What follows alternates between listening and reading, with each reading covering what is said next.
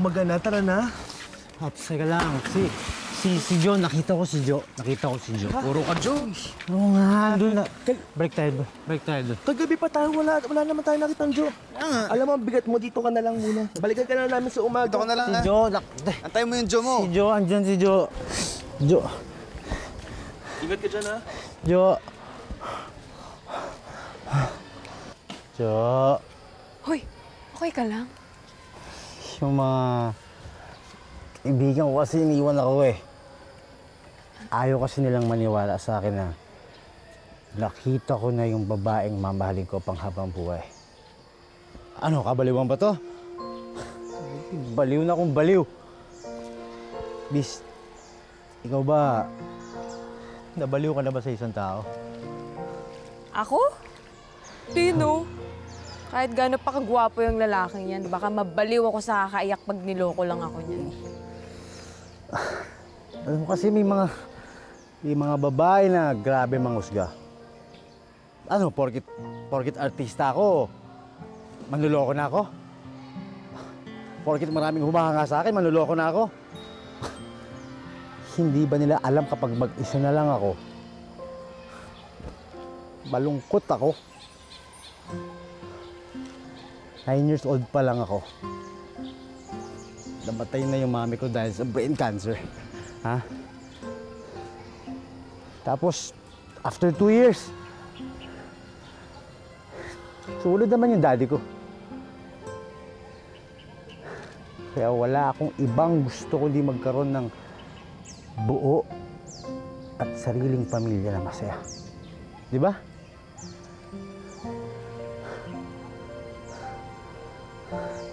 Miss.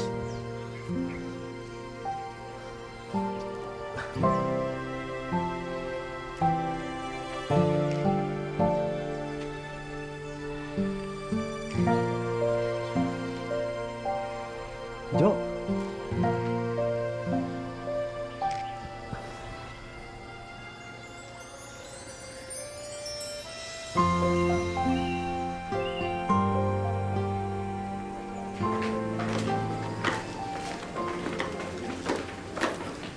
Babs.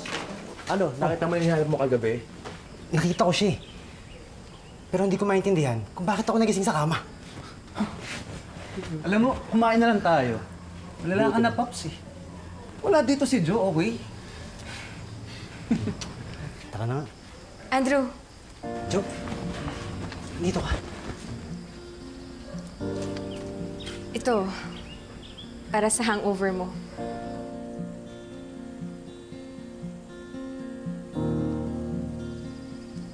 Lasing na lasing ka kagabi.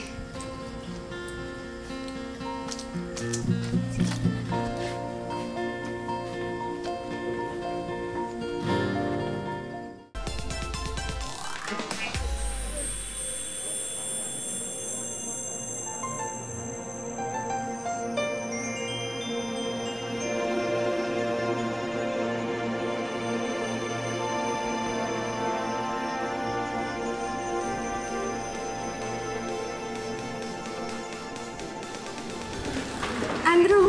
Jo, dito ka nga. Buti na lang nakita kita. Nawala kasi yung phone ko eh. Akala ko hindi na kita makikita ulit. Simula noon, hindi na mapaghiwalay sina Andrew at Jo. Unti-unti nilang kinilala ang isa't isa.